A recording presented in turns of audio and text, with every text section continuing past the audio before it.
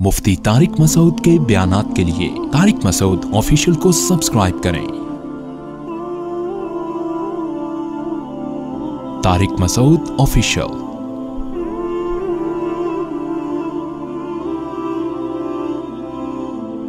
देखो, 3 किस्म की चीजें याद रखो जिनकी वजह से गुनाह और नेकी की वैल्यू घटती और बढ़ती है। एक शख्सियत, एक मकान और एक टाइम और जमान। आप अगर शराब पीते हो अपने घर में बैठ के, गुनाह है यकीनन। मस्जिद में पीते हो तो आप बताओ, वही एक बोतल का गुनाह और उसका जो वेट है वो कई गुना बढ़ जाएगा कि नहीं बढ़ जाएगा? बोलो ना। और फिर मस्जिद हराम में पीते हो माज़ अल्लाह, तो इस बात का डर है कि अल्लाह वहीं कोई आसमानी अजाब नाजिल ना कर दे, उसका वेट और ज्यादा बढ़ जाएगा उस गुनाह का। इसी तरह कुछ टाइम्स ऐसे हैं, वक्त ऐसे हैं। ये तो मैंने बात की मकान और जगह की। जगह के बदलने से भी हुक्म बदलता है, नेकी भी बढ़ जाती है। आम मस्जिद में, घर में आप नमाज पढ़ो 1 नमाज, मस्जिद में जमात से पढ़ो 25 नमाजें, मस्जिद हराम में पढ़ो, बोलो ना, 1 लाख नमाजों के बराबर सवाब। 1 लाख।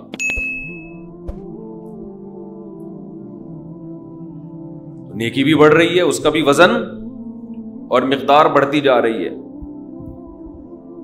इसी तरह टाइम के बदलने से आप एक नेकी करते हैं रमजान के अलावा महीने में, वो 10 नेकियों का सवाब रमजान में करते हैं तो उसका सवाब कई गुना बढ़ जाता है।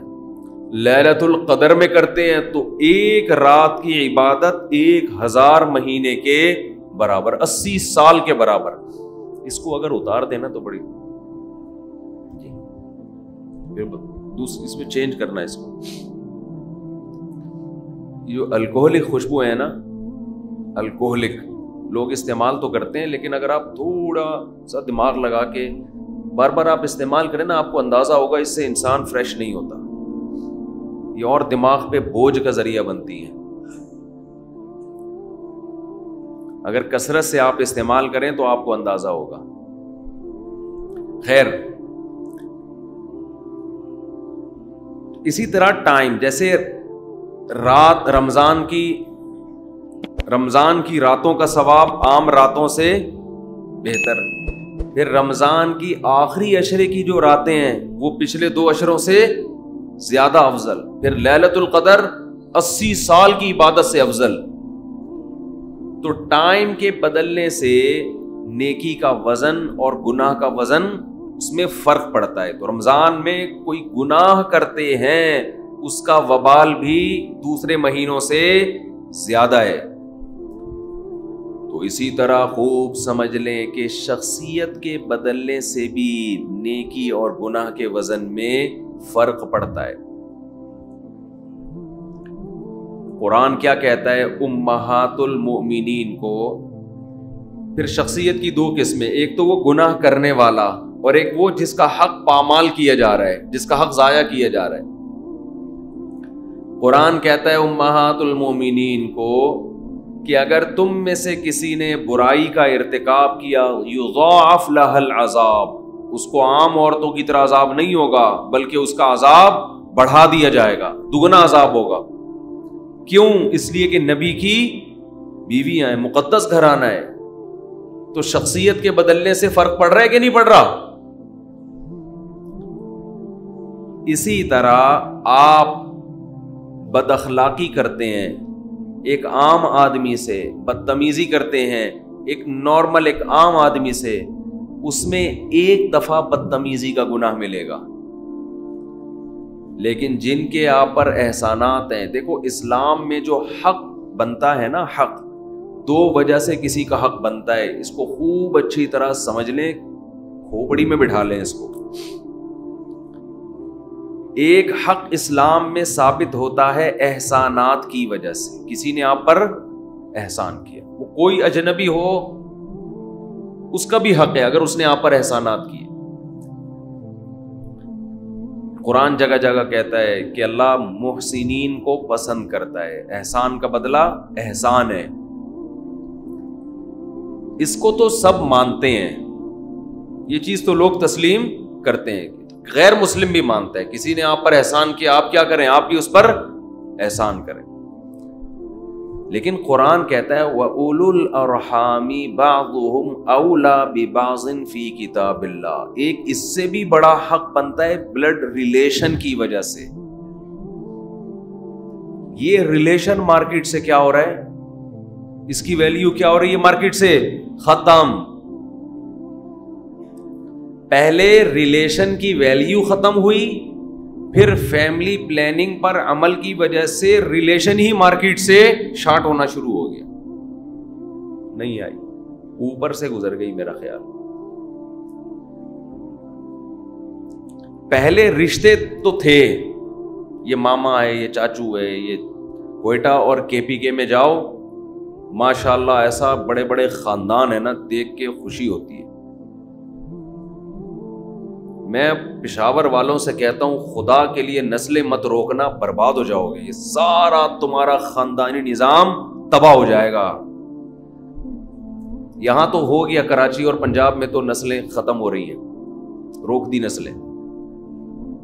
2 بچے ہی اچھے پر آ گئے ہیں. اب جب 2 بچے ہوں گے تو ان کے جب بچے ہوں گے تو ان بچوں کا ایک عدد چاچا ہوگا بمشکل, اور اگر وہ پھپھو زندہ رہی تو ایک پھپھو ہوگی بس. اس کے بعد اور کزن بھی ایک آدھی, ان کے ہاں ایک ہے, ان کے ہاں دیکھ لیں, شاید دعا کرو. یہ سیٹ اپ چلے گا. کے پی کے میں جاؤ, بلوچستان میں جاؤ, او ایسے رشتے دار ہیں, یہ بھی ہمارا چاچا ہے, یہ کون ہے, یہ بھی چاچا ہے, یہ کون ہے, یہ بھی چاچا ہے, یہ کون ہے, یہ بھی چاچا ہے. اتنے سارے چاچے. اس کے بعد ماموں کی ایک الگ فہرست ہے, سارے بیٹھے ہوتے ہیں دسترخوان پہ, اچھا لگتا ہے. پھر ان کے بیٹے, وہ ایک الگ فہرست ہے, گھر بھرے ہوئے ہوتے ہیں اور سب کھا پی رہے ہیں. مجھے تو کوئی بھی ایسے بڑی فیملی نظر نہیں آئی جو بڑی فیملی ہونے کی وجہ سے چھوٹے رہ گئے ہوں, خوراک نہ ملی ہو کہ بھائی اتنے سے ہوں یا باریک باریک سے ہوں. اب میں پوچھ رہا ہوں پشاور میں کہ یہ اتنے سے کیوں رہ گئے؟ بھائی وہ اتنے زیادہ ہو گئے تھے کہ کھلا نہیں سکے ہم ان کو.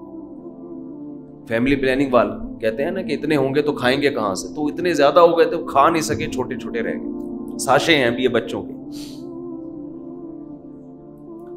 سارے ماشاءاللہ لمبے لمبے جوان.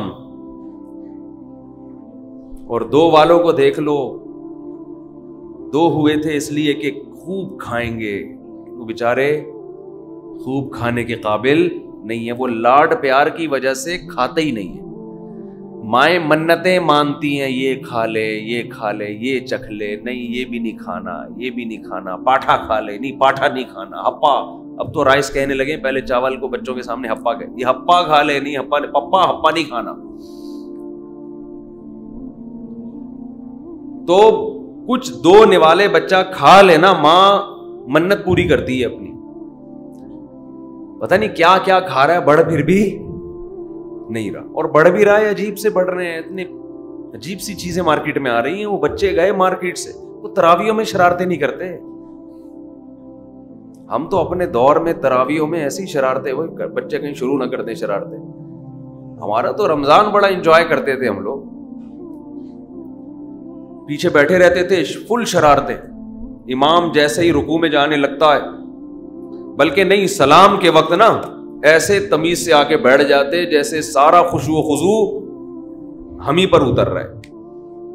اور پھر ادھر ایک سلام پھیرتے پوری تفصیل کے ساتھ نا, بڑوں کو پتہ ہی نہیں چلتا یہ شرارت کر کون رہا تھا.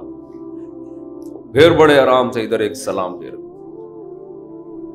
پھر جیسے امام نے اللہ اکبر کہا پھر شرارتیں. بچوں پہ تو شرارتیں اچھی لگتی ہیں. اور جب کوئی ساتھ میں صف بنا کے کوئی کھڑا کر دیتا تھا نا, پیچھے بچوں کی الگ صف بنا دی, کسی بڑے کو غصہ آیا, شرارتیں کر رہے, چلو کھڑے ہو جاؤ لائن سے. ہم لائن سے کھڑے ہو گئے جی, اس نے اپنے سامنے نیت بندوائی نا ہمیں. پھر ہم نماز میں شرارتیں شروع کر دیتے تھے, دوسرے کے پاؤں پہ پاؤں رکھ کے کھڑے ہو گئے نا, نماز میں ہی دبا رہے ہیں, پھر وہ دبا رہا ہے, پھر پھٹا, ایک کو دھکا دیا پوری صف ایک ایک کر کے, کیونکہ ایک دھکا گیا تو وہ اس نے آگے پارسل کیا, اس والے نے آگے پارسل کیا, اس نے آگے پارسل کیا. اب تو بچے شرارت بھی نہیں کرتے, پب جی میں لگے ہوئے ہیں, ویڈیو گیم میں لگے ہوئے ہیں, پتہ نہیں کھا کیا رہے ہیں, بڑھ ہی نہیں رہے. بڑھ بھی رہے تو عجیب سے پولے پولے سے نہیں ہوتے, بالکل ہی پولے سے ہوتے ہیں نا, بالکل ہی گھس بھرا ہوا ہو جیسے. ننگے پاؤں ماں باپ چلنے نہیں دیتے بچوں کو, تو ننگے پاؤں گلیوں میں بھاگیں گے تو پاؤں مضبوط ہوں گے نا. نہیں جی کچھ لگ جائے گا تو لگ جائے گا, تو نکال لینا. ہمیں تو بچپن میں سینکڑوں مرتبہ کانٹا چبھا ہے, خود ہی بیٹھ کے نکال رہے ہوتے تھے. بھاگنے تو ان بچوں کو لیکن یہ جب دو ہوں گے تو پھر ایسے ہی پلیں گے جیسے پل رہے ہیں, ہول سیل کے حساب سے ہوتے ہیں. جاؤ جا کے خود ہی بڑے ہو جاؤ تو بتا دینا ہم بڑے ہو گئے ہیں. جب بڑے ہو جاؤ بتا دینا ابا ہم کیا ہو گئے ہیں, بڑے ہو گئے. اور میرے بیان میں بیٹھیں گے جلدی بڑے ہو جائیں گے. تو خیر میں کیا عرض کر رہا تھا, کہاں سے کہاں بات چلی گئی. تو مزہ آتا ہے کے پی کے میں جاؤ نا, پشاور میں اور دوسرے علاقوں میں جاؤ, ہزار ہزار گز کے بنگلے تو رکھے ہوئے ہیں. گھر میں جاؤ دیواریں کھا رہی ہوتی ہیں یار, بندہ ہی نہیں ہے گھر کے اندر.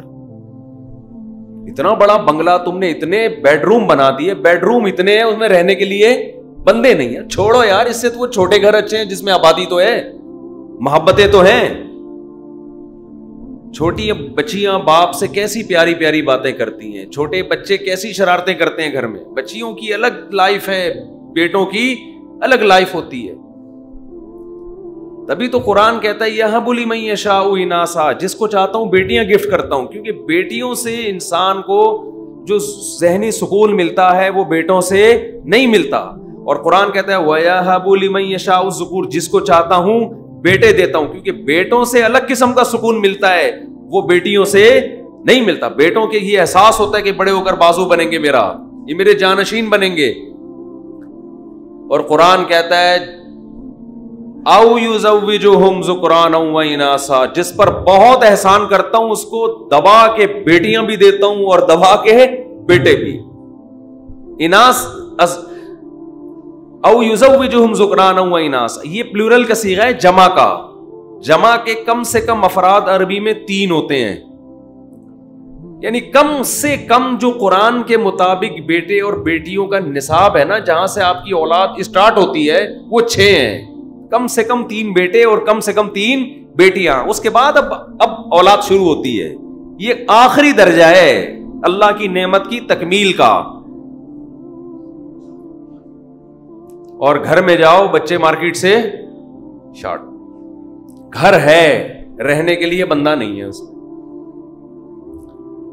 جب آدمی اللہ پہ توکل نہیں کرتا نا, اس سے زیادہ نحوست والی زندگی ہوتی نہیں. ہر وقت کیلکولیشن میں جب لگا رہتا ہے نا کہ میں اتنا کما رہا ہوں تو اس میں اتنے پراٹھے آ سکتے ہیں, اتنے انڈے آ سکتے ہیں, اگر مزید گھر میں بندہ آ گیا تو میری تنخواہ کم پڑ جائے گی. جو کیلکولیٹر لے کے بیٹھا ہے اس کے چہرے کی رونق اللہ چھین لیتے ہیں. وہ ہر وقت اسی میں. وہ بچوں کو بھی شادی نہیں کرنے دیتا کہ بہو آئے گی تو گھر میں 2 روٹی زیادہ پکیں گے. ہم نے رکشے والوں کو دیکھا ہے, ٹماٹر والوں کو دیکھا ہے, ایک ریڑھی سے گھر چلا رہے ہیں, بیٹا بالغ ہوا اس کی بھی اپنے خرچے پہ شادی کر دی.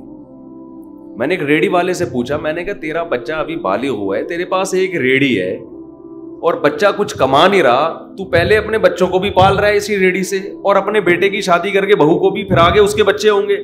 تو کہتے ہیں اللہ کھلا رہا ہے, جب ایک ریڑھی سے سب کچھ پل رہا ہے تو اللہ اور بھی کھلا دے گا.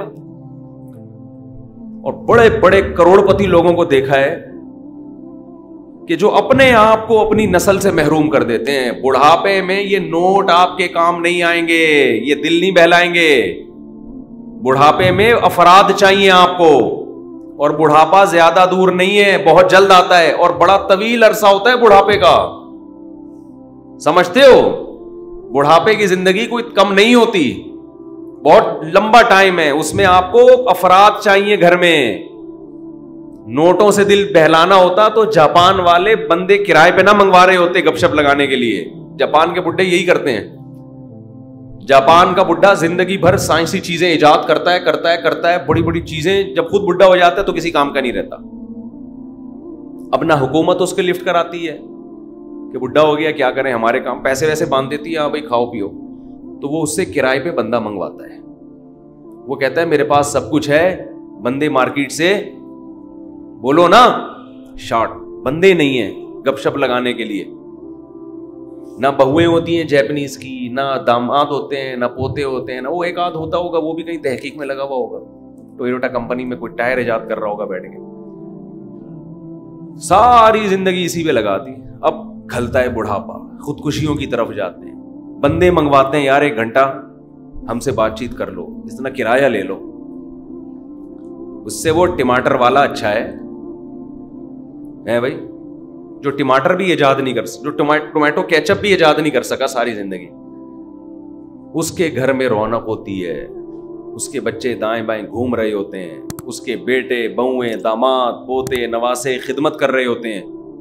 خیر کہاں سے کہاں چلے گئے. تو میں یہ عرض کر رہا تھا, جلدی سے بات کو سمیٹوں, کہ رائٹس کی بات غیر مسلم کرتے ہیں, تو اسلام میں رائٹس جو کسی کے حقوق ہوتے ہیں نا, 2 وجہ سے ہوتے ہیں. ایک تو احسان اور ایک بلڈ ریلیشن. آپ کا اس سے ریلیشن کیا ہے؟ ریلیشن ایسی چیز ہے کہ اگر اس کے احسانات نہ بھی ہوں تو بھی شریعت نے آپ کے اوپر اس کے حقوق رکھے ہیں, صرف ریلیشن کی بیس پہ.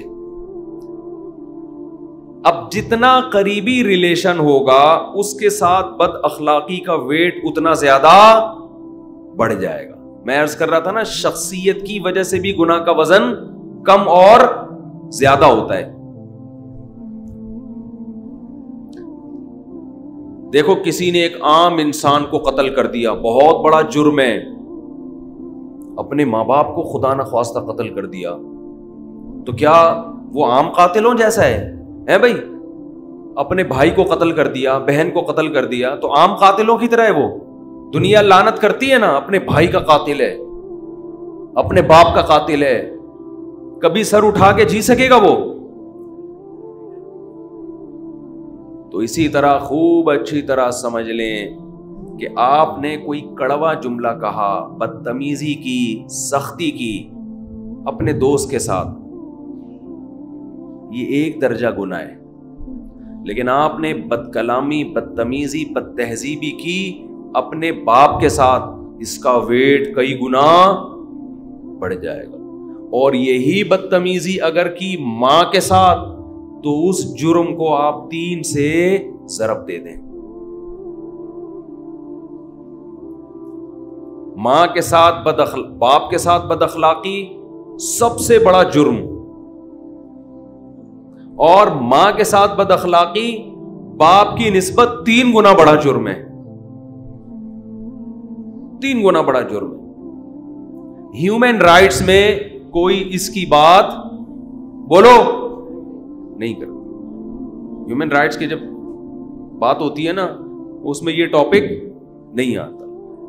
اسلام آپ کو افراد کے حقوق بیان کرتا ہے کہ باپ کا یہ, ماں کا یہ, بیوی کا یہ, بیٹے کا یہ, بیٹی کا یہ, اولاد کا, وہ باؤنڈری کھینچتا ہے.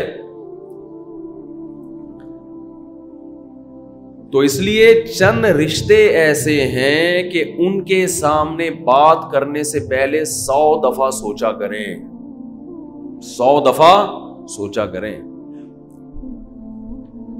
ان میں ایسا نہیں ہے کہ جو منہ میں آیا بک دیا, اور باہر جا کے دوستوں کو بتا رہے ہیں کہ میں تو چپ رہتا ہی نہیں ہوں بھائی, میرے تو دل میں جو ہوتا ہے اسی وقت منہ پہ سنا دیتا ہوں. فخر کرتے ہیں نا آج کل نوجوان, ابے ہم نہیں کسی کو سنتے, ہمارے تو منہ میں جو آئے, ہم تو اسٹریٹ فارورڈ آدمی ہے, دل میں رکھتا ہی نہیں ہوں میں. گدھا ہے نا, اس کا مطلب ہے گدھا جب ڈھینچو شروع کرتا ہے تو پہلے ماحول دیکھتا ہے. کیا ہو گیا, گدھا جب اسپیڈ سے, وہ ایک کتا بہت بھونک رہا تھا نا, تو کسی سے چپ ہی نہیں ہو رہا تھا. ایک فلسفی کو بلایا گیا, یار یہ چپ ہی نہیں ہو کے دے رہا, کوئی ایسا کرو. وہ بہرحال چپ ہو گیا. یہ ہمارے حضرت سنایا کرتے تھے ان لوگوں پر جو ہر وقت بھونکتے رہتے ہیں, ہر وقت نیگیٹو بات کرتے رہتے ہیں. یہ واقعہ ہمارے حضرت سنایا کرتے تھے ان لوگوں کے بارے میں جو ہر وقت نیگیٹو بھونکتے ہیں. کتا بھی تو نیگیٹو ہی بھونکتا ہے نا, نیگیٹو کا مطلب اس کی بھونک اچھی تھوڑی لگتی ہے کسی کو. بعض لوگ فیس بک پر ہر وقت کیڑے نکالنا, یوٹیوب پہ ہر وقت لوگوں کے کیڑے نکالنا, وہ بھی ایسا, وہ بھی ایسا, وہ بھی ایسا, اس نے یہ غلط کیا, اس نے یہ غلط کیا. تو یہ وہ لوگ ہیں جو ہر وقت اسٹریٹ فارورڈ بھونکتے رہتے ہیں, کبھی ان کے منہ سے پھول جھڑتے ہوئے آپ کو محسوس نہیں ہوں گے. بھائی ریکارڈنگ نہ کریں اوپر. تو ہر وقت کچھ نہ کچھ نیگیٹو بولتے رہیں گے. تو ہمارے حضرت ایک بتایا کرتے تھے, ایک کتا بہت بھونکتا تھا, پریشان ہو گئے لوگ, یار یہ چپ ہی نہیں ہوتا. فلسفی کو بلایا, اس نے 2 منٹ میں چپ کر دیا. نہیں کچھ کیا ہے کتے کے ساتھ, اس کو کمرے میں لے گیا, کتا چپ. بھائی مسئلہ کیا ہے؟ اس نے کہا یار میں نے یہ تحقیق کی ہے کہ اصل میں پریشر پیچھے سے کھینچتا ہے, آگے سے نکالتا ہے. تو میں نے گریس لگا دیا ہے. صحیح. اب نہ یہ پریشر پیچھے سے کھینچے گا اور نہ آگے سے بولو نکالے. تو ہمارے حضرت فرمایا کرتے تھے جو ہر وقت نیگیٹو بھونکتے رہتے ہیں نا, ان کا علاج بھی یہ ہے تھوڑا سا گریس لگا دو. آج کل گریس سے کام نہیں چلے گا, ایلفی لگانی پڑے گی, ٹھیک ہے نا. تو آپ ہر وقت, میں گدھے کی مثال دے رہا تھا کہ گدھا جب ڈھینچو کرتا ہے, ماحول دیکھتا ہے کہ یار ابھی کچھ علماء بیٹھے ہوئے ہیں, بزرگ بیٹھے ہوئے ہیں, گدھے کا باپ بیٹھا ہوا ہوگا کہیں قریب میں, اس کی ماں بیٹھی ہوئی ہے, تو رشتے ہیں, ذرا خیال کرو. پھر ٹائم دیکھو رات کے 2 بج رہے ہیں, لوگ سو رہے ہوں گے, تو تھوڑا خیال کرو. نہ گدھے کو جب ڈھینچو کرنی ہوگی پورے پریشر سے ہوا لے گا اور پریشر کے ساتھ نکالے گا, کسی کی نہیں سنتا. وہ قرآن میں ہے نا, ہر جانور اللہ کی حمد و ثنا کرتا ہے نا قرآن میں, ہے نا قرآن میں. تو کہتے ہیں کسی ہندو نے کہا, کسی ہندو سے کسی مسلمان نے کہا کہ یار قرآن میں ہر جانور اللہ کی تسبیح کرتا ہے, تو اللہ کا نام لیتا ہے, تو کوئی جانور ایسا ہے جو بھگوان کا نام بھی لیتا ہے؟ اس نے کہا ہاں, گدھا جب ڈھینچو کرتا ہے نا تو وہ بھگوان کا تذکرہ کر رہا ہوتا ہے. جب پوچھا بھائی کیسے, کہتے ہیں جب گدھے پہ زیادہ لوڈ ڈالتے ہیں نا تو گدھا کہتا ہے بھگوان نا انصافی ہے کہ نہیں, ہے کہ نہیں, ہے کہ نہیں. بھگوان نا انصافی ہے کہ نہیں, وہ جو کر رہا ہوتا ہے نا, وہ یہ کہہ رہا ہوتا ہے یہ میرے ساتھ ظلم نہیں ہو رہا. خیر, گدھا جب چیختا ہے, بھونکتا ہے, کتا جب بھونکتا ہے اور گدھا جب چیختا ہے تو ماحول سے بالکل بھی متاثر نہیں ہوتا. وہ یہ نہیں دیکھتا کہ یہ ابھی اس اسٹائل میں بات کرنے کا موقع ہے یا نہیں. ہم تھر میں گئے نا, تھر میں کرتا ہوں, ہم تھر میں گئے, وہ پاک ایڈ ویلفیئر ٹرسٹ کی طرف سے کوئی خوراک تقسیم کرنی تھی. اب دن بھر کے ہم تھکے ہوئے نا, بہت شدید تھکاوٹ تھی. ریگستان میں ہی 4 پائیاں ڈلی ہوئی تھی ہمارے سونے کے لیے.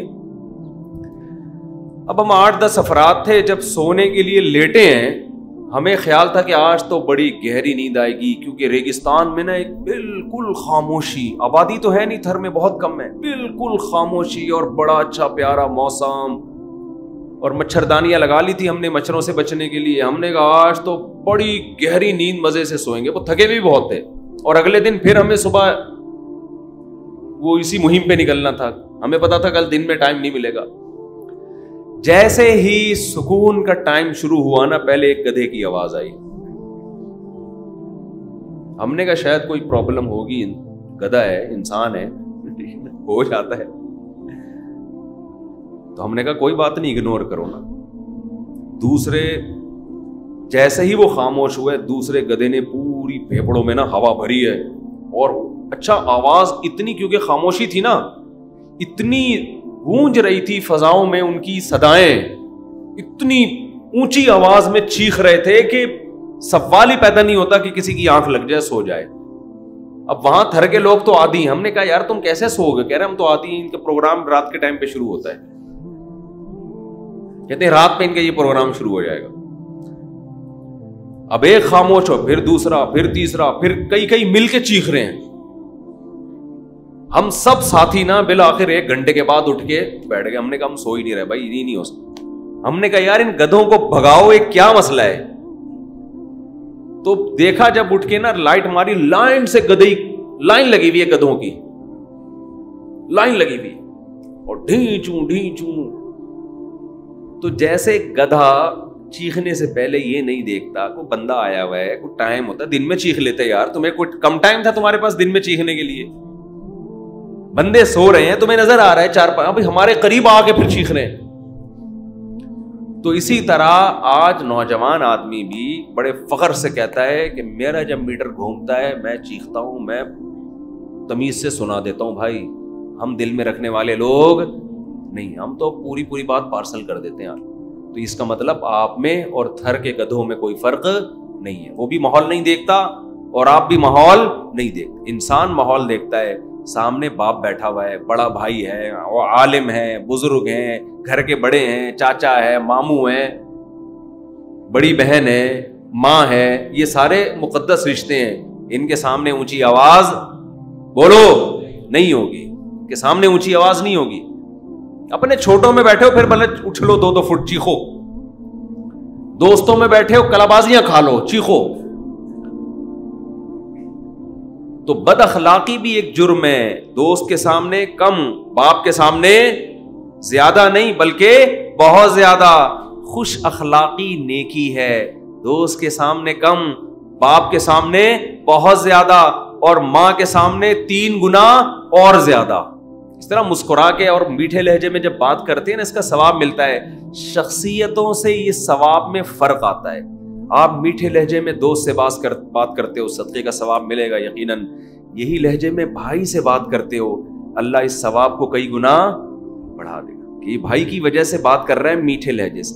بہن سے بات کرتے ہو بہت میٹھے لہجے میں, اللہ اس ثواب کو کئی گنا بڑھا دے گا. کیونکہ اللہ کی نظر میں بلڈ ریلیشن کی ویلیو ہے, انگریز کی نظر میں نہیں ہے, اللہ کی نظر میں ہے.